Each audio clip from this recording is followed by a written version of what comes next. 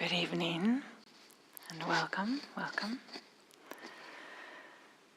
As you know, we'll have a silent sit now. So Jim will ring the bell for us in 45 minutes, and then I'll give a talk. So I'll see you in 45 minutes.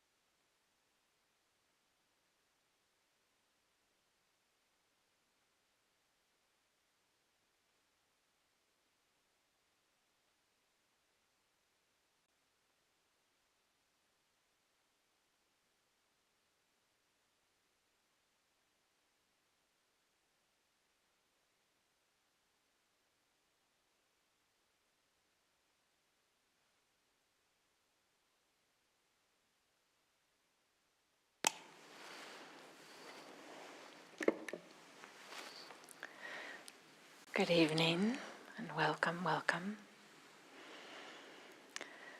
Maybe I'll say that you're welcome to sit wherever you would like. If you feel like, oh, the chairs are not in the right place, something, you can move chairs around or move cushions around or something like this too. We never know exactly who's going to arrive, so we just put chairs around. So.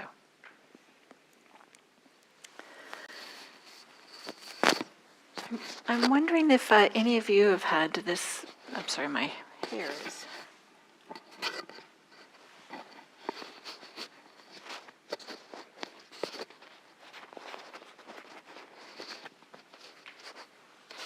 There we go.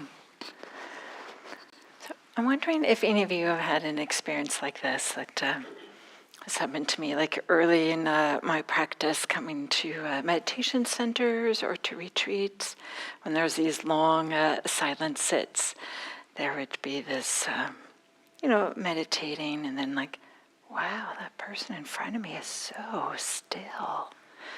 I can't be that still. Oh, this is awful. I can never do this. How can they do that? They never move at all. And then a little bit later, there's somebody who's ruffling in their purse, looking for something, making lots of noise. And then this thought, I'm such a great meditator. I never make those kinds of noises or something, right? How we end up comparing ourselves to others. And sometimes we feel like, oh, we're just awful. Sometimes we feel like we're fantastic and going back and forth. And of course, it's not only in meditation, right, where this happens. Happens all areas of our lives. This probably isn't an area in which there isn't a subtle way in which this is happening, or an obvious way in which this is happening. Because there is this pattern that's really deep and really persistent in humans to compare themselves to others about anything.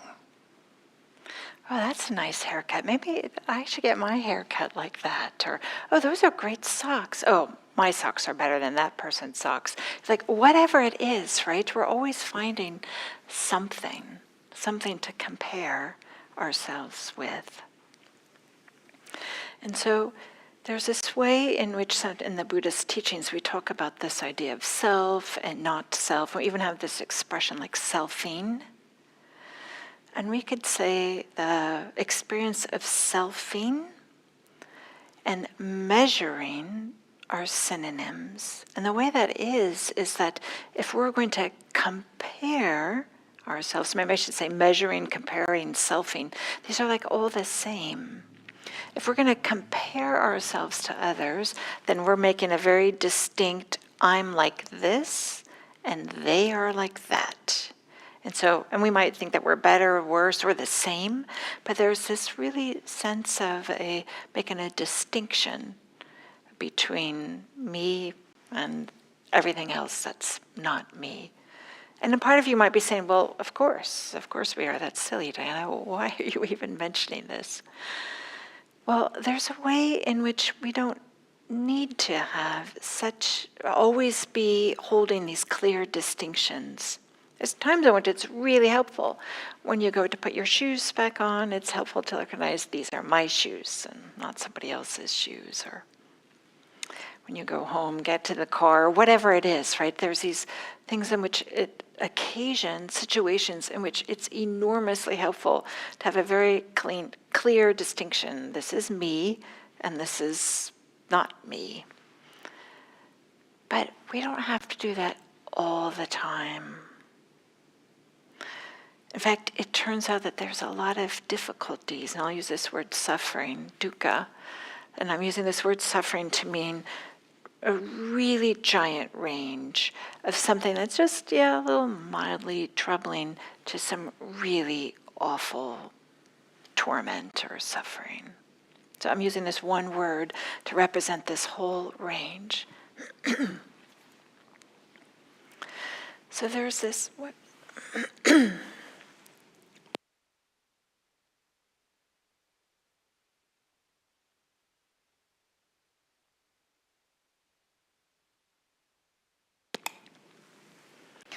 So this deeply embedded and this very tenacious pattern of comparing ourselves to others is something that the Buddha recognized and that he spoke about and talked about kind of the suffering that's inherent there. And I'll talk a little bit about this. But I want to also say that some of you may be familiar with this. There's this list of fetters. This word fetters is a list of 10 that are these underlying tendencies that humans have. And then as the progression to more and more freedom, more and more awakening, more and more liberation, these fetters are released, abandoned, and no longer arise. And they're in a particular order, and they're let go of in a particular order.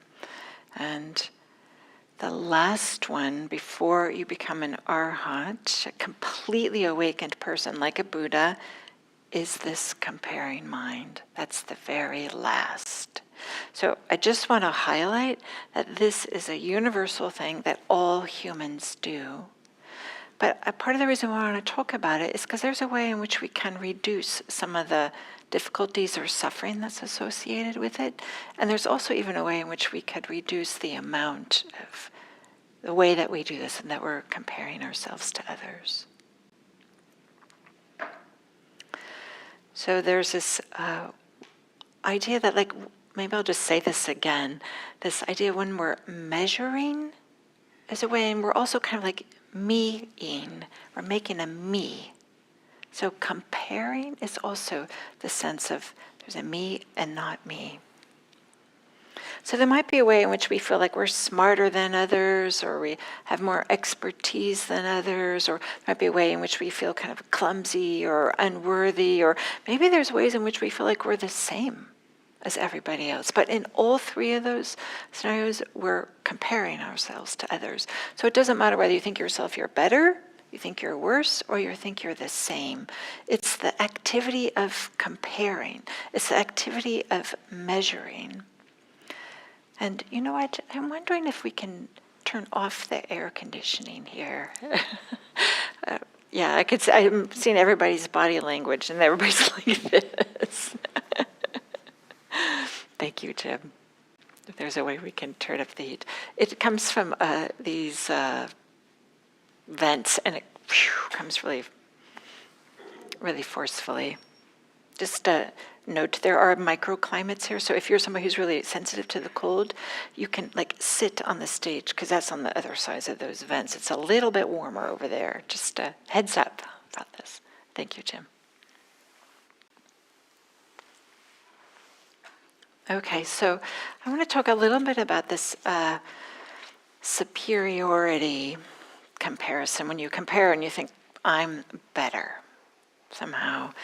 So, and in the Buddhist language, this comparing, this making this me and measuring, this word mana gets translated as conceit.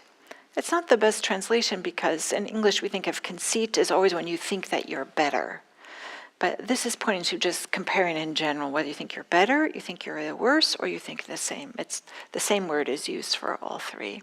And I want to talk a little bit about these three. But so this superiority conceit is, I think most of us are familiar with what this is. This idea you think that you're better than others or above others in some kind of way. And somehow this feeling that we're more competent or more worthy or more deserving or whatever it is. We might know people who have this. We might see it in ourselves in some certain situations. But there's a way that it also can show up in a subtle way. And this way that we have this maybe subtle belief somehow that we're special, or that the way that we do things or our views, our opinions are the right ones. Or maybe we have this sense of kind of like being invulnerable, or like, I can do this, I'm going to go out and do this, no harm's going to happen to me, I can handle this. Or there's these subtle ways in which this superiority conceit shows up, kind of like in our inner life, like the views that we have about ourselves. And then I think all of us recognize this in the world we see of this. People show up with arrogance or bragging or, proclaiming how great they are. They know things. And of course, we can see this in the way that they treat other people that are in service, the wait staff, the barista, the whomever. We can see this showing up, right, in how they treat them. But there's also a way in which you have this superiority conceit, is that you expect others to treat you a certain way, right? That matches the view that you have of yourself. And have you ever tried to change the whole world so that they behave exactly how you think they should? It doesn't work, right? It doesn't work. I'll talk a little bit more about that. So one of the disadvantages, besides irritating everybody around you, of having this superiority conceit, is that there's a way in which if we see somebody who's having some real difficulties, whether we know them or we don't know them, whatever our relationship is with them, somebody that's having some real difficulties, and a person might have some compassion for them and wish that their difficulties go away and wish that they could have some happiness and well-being. And so this wish is compassion. It's when loving kindness meets difficulties, it turns into compassion, this wish for beings to not suffer. But if you have this superiority conceit, then instead of compassion, it turns into pity. Like you have pity for other people. And nobody likes that, right? Nobody wants to feel like they're being pitied. And also, it's just not a pleasant experience. It doesn't help anybody. It only makes others feel bad, probably even the person who's having that experience, to have pity for others as opposed to have compassion. And having the superiority conceit also, it gets in the way of allowing people to listen deeply. I know some people who they're kind of often sometimes interrupting before a person is finished speaking, and they'll say, yeah, that's right, yeah, right, yeah, right. But they'll say that even if the other person speaking is telling something about their own personal experience that the person that has the superiority conceit would know nothing about. So why are they saying, yeah, right, yeah, kind of dismissive this way. So there's this way in which you don't really listen deeply to others, and often you aren't connecting with others in this kind of ways, this superiority conceit. And it also kind of gets in the way of being able to hear criticism in a way that allows us to have our best life, that allows us to recognize, oh, I'm causing harm here, or, oh, I have this big blind spot, whatever the harm or the blind spot might be. If we have this superiority conceit, we don't get to hear that or see that. Okay, so that's the superiority conceit. What about this idea that inferiority conceit, this idea that we feel less than? Turns out not to be so uncommon. In fact, I would even say it's common. I would say in my role as a Dharma teacher, I hear about this a lot. So maybe it's just people who come to meditation centers have meditation practice, but I don't think so. So there's this way in which we feel less worthy, less knowledgeable, less attractive, less valuable, less anything you could, whatever, right? Seems like the list is limitless, all these ways in which we can feel less than in some kind of way. And it's very painful. I'm sure all of us have had this experience. It's a really painful experience to be stuck in this feeling of, I'm not good enough, maybe I shouldn't even be here. And I remember in my professional life back when I was in corporate America, I was part of this committee, and I just felt like, wow, everybody else has so much more experience and so much more senior than me. Well, what am I doing on this committee? And I just when is this going to leave? I just want to, hope nobody asks me a question, and I daren't speak, and I couldn't wait for it to be over. And then afterwards, somebody who I only knew a little, but came up to me and said, "Why were you frowning so much during that whole meeting?"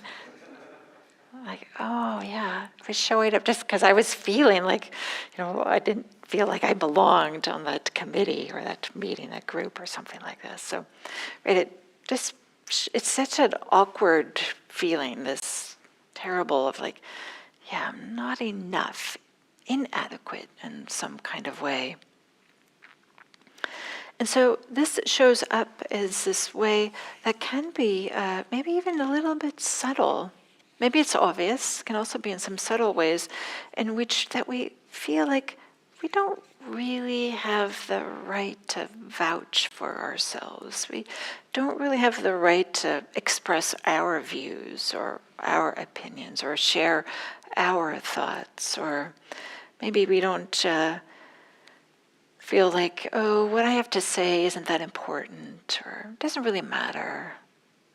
Nobody else, I'll just let everybody else speak, or something like this. Somehow kind of like devaluing what we have to offer, devaluing maybe even our life experience, our wisdom. We all have wisdom.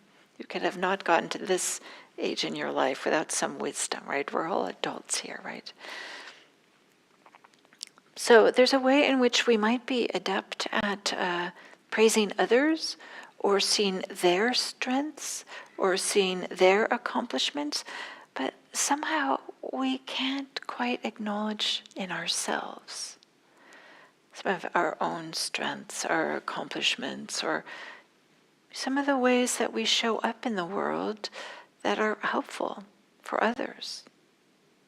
Some of the way that we show up in the world that helps to not solve problems, or maybe just isn't negligent, just takes care of your responsibilities as opposed to making it so that somebody else has to take care of your responsibilities. And there's this way in which when there's this inferiority conceit, it often comes, not always, but it often comes with this sense of, well, this is how I truly am, and this is how I'm going to be for the rest of my life. There's this kind of sense of, yeah, I'm always going to be inadequate, and I'm doing this with my body, right? It kind of feels like this burdensome, like, oh, yeah, this is how I am. This way we kind of like are diminishing ourselves, but not only diminishing ourselves, we've kind of like glued onto this idea, and this is the way that it will always be, or this is how I truly am. The real me is inadequate, insufficient, not worthy, or something like this. Ouch, ouch, ouch, ouch. This hurts. This is an awful experience to have this feeling and to have these ideas. I'll talk a little bit more about this in a moment.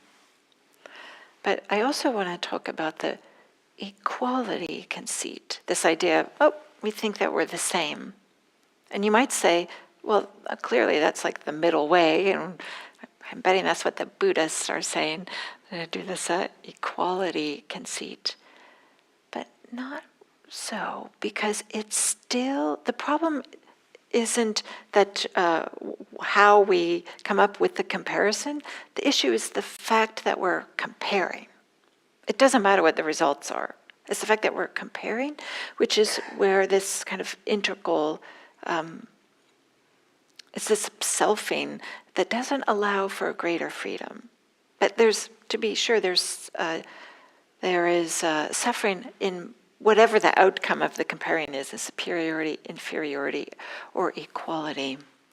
So we might say that, equality conceit is a great thing, partly because, democracy is based on this idea that everybody has an opportunity to participate, that all citizens have the same rights. This is a integral belief for democracies across the world. Of course, there's absolutely nothing wrong with this. Of course not. Of course not, right? There's nothing wrong with that. But there's this way in which sometimes we use this equality conceit as a way to define ourselves. I'm the one that's like them. I'm the one that's part of this group, not that group over there. There's this way in which there's still this strong sense of there's a self here, and it's even, so maybe well, I'm the same as all of these, but all of these people are different than those people over there. And there's this way is that it can feel like reassuring. Of course it does. And we do want to normalize people's experience and recognize the common humanity about there's so many things that are common to the human experience. But there's this, so it can feel reassuring to feel like we're the same as others, but there's this way in which we're also making others different, and that we're like limiting ourselves. Like I'm just this, and I have to defend this. Because there's always this, well, do I really belong to this group? That person didn't greet me the way that I thought that they should, because I'm part of this group too, but maybe not. Or, there's this way in which to feel like we're belonging to the group requires that other people behave in a particular way. In the same way that the superiority conceit, we kind of have this expectation that people will, treat us like we deserve, like we expect. But with equality conceit, we also are expecting other people to treat us as equals, or that we belong, or that we're part of the group, or something like this. So there might be a way in which we have this equality conceit that shows up, and that we say, okay, well, we're all equal in this group, so therefore no one deserves any preferential treatment. Which in theory sounds nice, but in order for there to be, I wrote down this word here, so fairness, and maybe we'd even say like justice, that we can say, some people who have disadvantages maybe need something that's a little bit different than what the other people who don't have some disadvantages.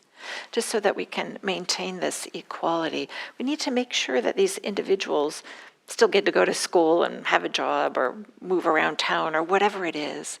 There's just one example that we want to think like everybody should be treated exactly the same, but for some people who have disadvantages, then they would be completely left behind. And that's not right. That's not what we want to do. Or maybe there's another way in which this equality conceit can be problematic, is if we decide, oh, all human beings are selfish. Or you could make up anything you want, or just, looking out for number one, or lazy, or whatever it is. There's this way in which we can use these blanket statements to say, oh yeah, all human beings are the same, I'm one of them, and everybody else have these inherent qualities that are bad or unwanted in some kind of way. And there was this, let's see, I had a note about this, but it's not here, so I guess I won't say it then. So there's this, so what is some of this suffering that's associated with these conceits? I've been talking about this, the suffering of making ourselves really distinct, but certainly early in my practice, that just did not make any sense at all to me. And so it might be like, this is something that's maybe a little pointed to with practice when we notice, like for example, when we're doing something that we love, one of our favorite things, a hobby, there's just a sense of ease, and whatever needs to be done is being done. Dancing, the next move needs to be done. Sports, the next move needs to be done. Knitting, the next knitting. Gardening, whatever it is. There isn't a sense of me doing. There's just doing. And so that doing, right? There's more ease and freedom and openness and spaciousness when just that doing is happening, as opposed to I am doing that. So this is a subtle difference. And so this there's suffering and doing this measuring, this meeting and comparing, having this conceit, because we're creating a self that is separate from everything else. But I want to highlight some of the other ways and that this brings in some suffering. And one is this cognitive dissonance that arises. I alluded to this earlier, when people aren't treating us the way that we are viewing ourselves. This is really painful. To be disrespected, or to be somebody to be dismissive of us when we were thinking, why are they treating me that way? I'm just asking for a cup, coffee, and maybe the barista is being dismissive. Or actually, this happened to me just recently at the grocery store. I don't know why, but this one person wouldn't even acknowledge my existence and didn't even ask if I wanted bags or this, didn't, and just beep, beep, beep, and then just stood there. And when it was done, and I had to look and see how much it was, and it was just kind of I felt like, oh, it was kind of a weird thing. I kind of expected to at least be acknowledged that I was there. It's a little ritual that we do, right, with the grocery clerks when we're there. So there's can be this cognitive dissonance, and sometimes we are just dismissive of them when people don't treat us the way that we expect, but maybe they are also seeing something that we don't want to see in ourselves, and that, of course, is also really uncomfortable. But I'd like to, here's a quote from Paul Fulton, who's a Dharma teacher also. And this is part of, I would say, selfing in general and superiority conceit in particular. Paul Fulton writes, "The pleasure of feeling superior is always precarious, subject to being erased with one untoward interaction. Once this comparing mind arises, it threatens to negate any nourishment we may have gained from our accomplishments. Self-esteem is in constant renegotiation, never a truly finished product immune from fluctuation." So this is us trying to make sure that we're training everybody to treat us in a particular way. I think that's one's easy to see, but the suffering of equality conceit is this way that it also depends on others. And there's a way in which we are, if we do think that we are equal to others, then here's the note that I was looking for earlier. There's this way that we can have this disillusionment with human potential. There's a way in which we can feel like there's this mediocrity, well, they can't do it, so I probably can't either. Or there's a way in which we have this resignation or cynicism, yeah, everybody is just out for themselves. And there's a way that the suffering with inferiority conceit, that one's obvious, but the superiority conceit, trying to always keep it up, and the equality conceit, the way that there's a way in which it can have this cynicism. These ways, they undermine us.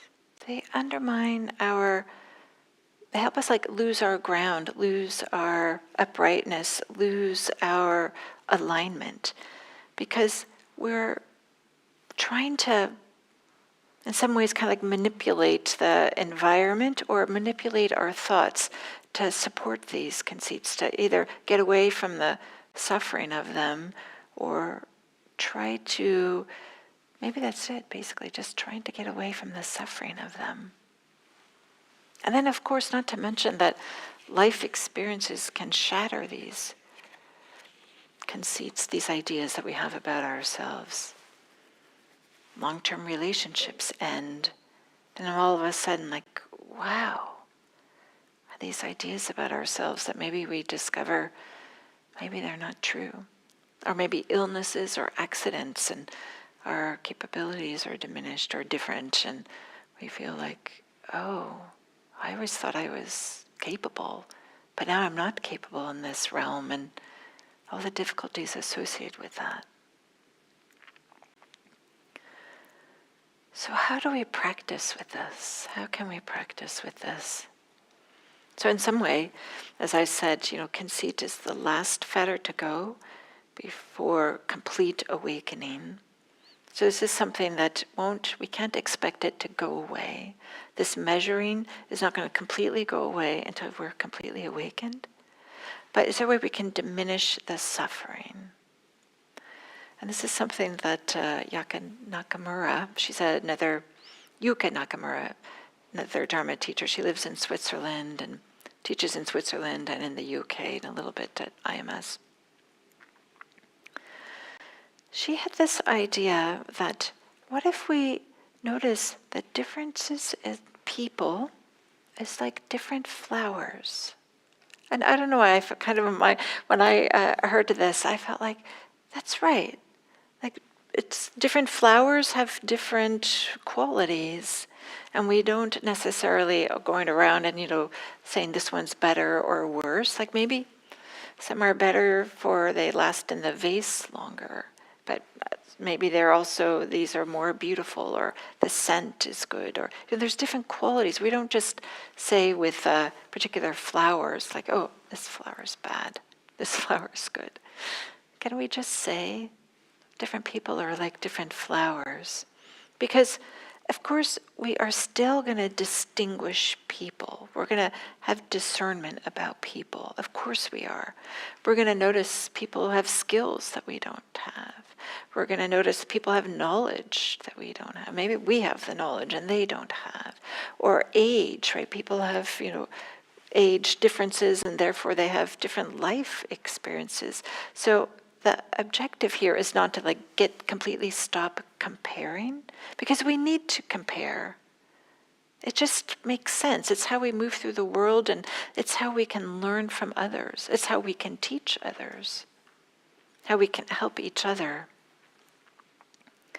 And there's this rule that the monastics have. Many of you know, right? The monastics in this tradition, all their meals are with alms rounds, so they have alms bowls.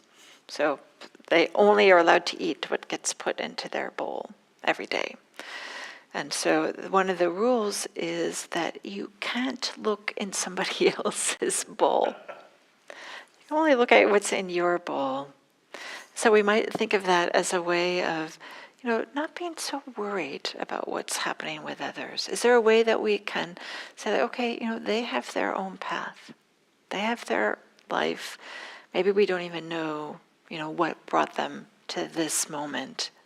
And what are we doing with our life, our path? What are our priorities, and how can we have a life go the direction that we want it to go? So this encouragement to focus on what's relevant for us. Comparing will happen, but maybe there's a way that we can hold it a little bit more lightly. This recognition, this is what humans do. And we don't have to say it means that we are inherently inferior or inherently superior. Just, okay, at this moment, this person seems to have a skill set, a knowledge, capabilities that I don't have. At this moment, I have these particular skills, knowledge, capabilities that somebody else doesn't have. At this moment, we're the same. We're all doing whatever it is that we're doing together. So one is to notice people as different types of flowers. The second is there's something about the common humanity. We all do this, and we don't have to believe the conclusions that we come to when these comparisons are made. Maybe just like that little anecdote I gave at the beginning where you think oh my gosh, I'm a terrible meditator. And then just a few moments later, like, oh, I'm a great meditator, right? It depends like who we're comparing ourselves to. So we don't have to like hold on to say this is inherent about who I am. And then there's also a way in which we can use this conceit in a skillful way. There's a way in which we can use it as a support, because it's not going to go away until we're completely awakened. So there's a way we can harness this to support us. And one is to be inspired by other people.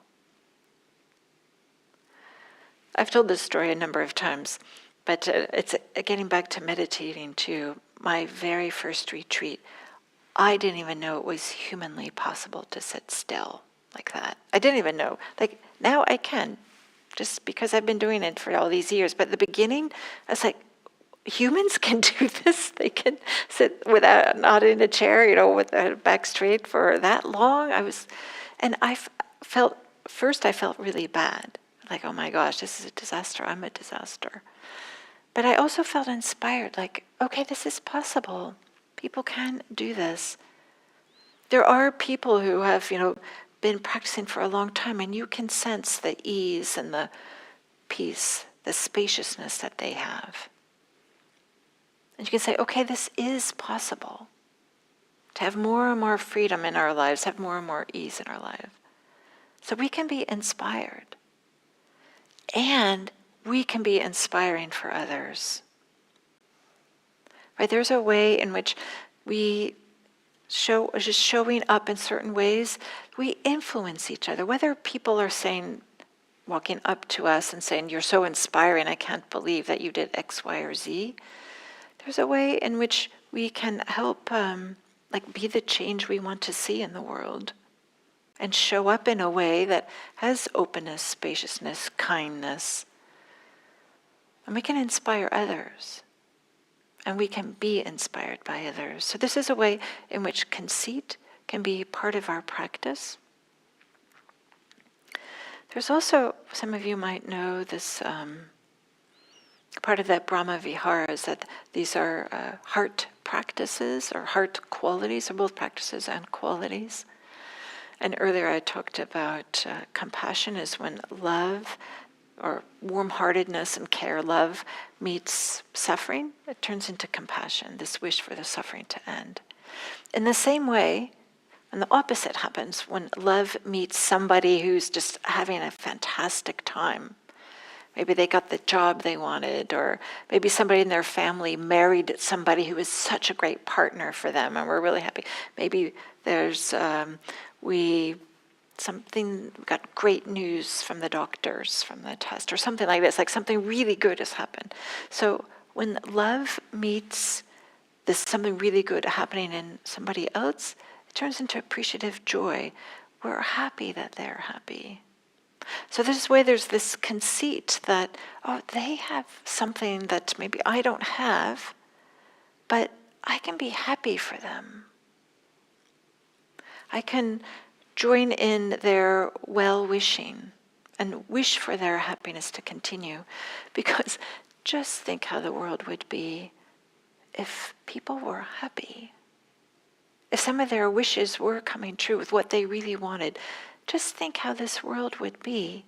So of course we want others to be happy. We appreciate it when they're happy. So when we see that, we can just allow ourselves to feel the happiness too. So in some ways we could say all of Buddhist practice is to help us with this conceit. And then I'll just say briefly, I'll just drop in a few words. Practicing with impermanence, noticing how things change. Everything changes. There are not exceptions. Everything changes. The only things that don't change, right, are ideas. But actual experiences and objects and things, those change. So the ideas, the next moment is going to be the next moment. It's going to be different.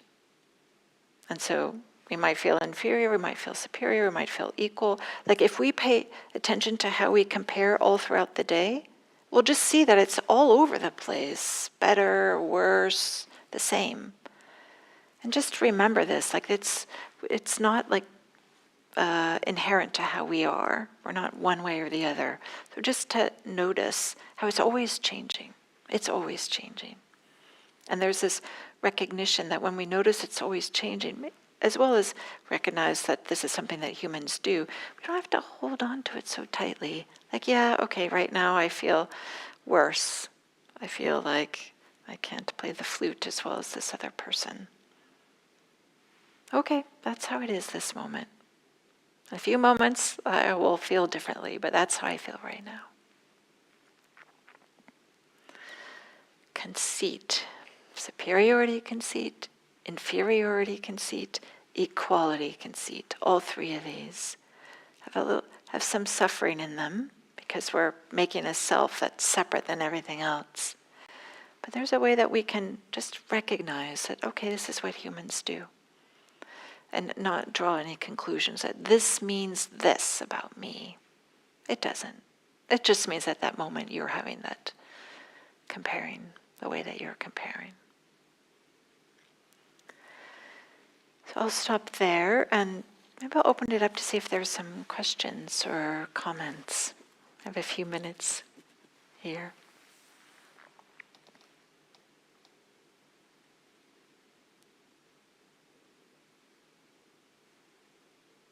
You don't have to.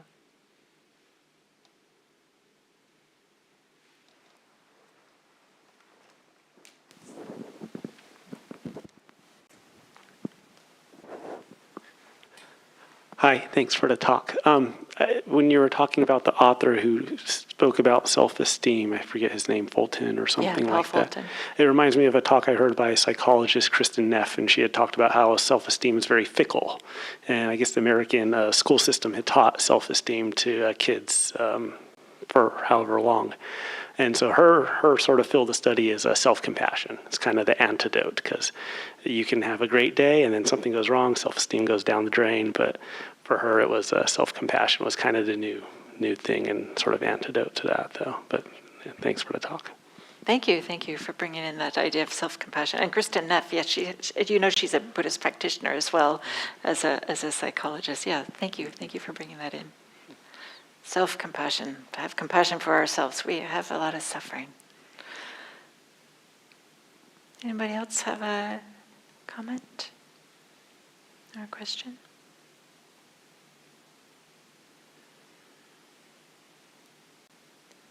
Okay, so, here's a comment over here. What's our homework? Your homework. Can you use conceit in a skillful way? Be inspired by other people. And can you maybe, when you feel like you have something that to offer the world, maybe you feel like, oh, I have a skill or knowledge or something that others, is there a way that you can share it, but without feeling like, you have to teach others? There's a way of sharing. So maybe that's one. The second is to notice how it changes. Notice how this comparing changes. It's all throughout the day. Because sometimes we might fall into an idea about ourselves, or even about ourselves in one particular regard, about meditation or knowledge or whatever it is.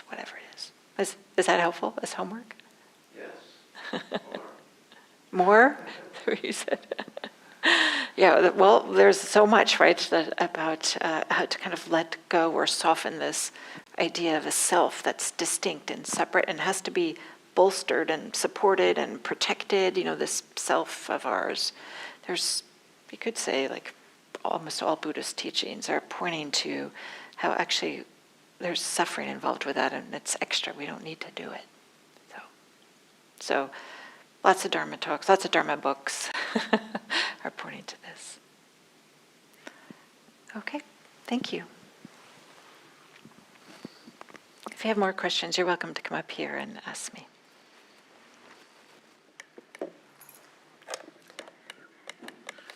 This isn't working when I'm pushing. Oh, thank you. I know, green for stop right there.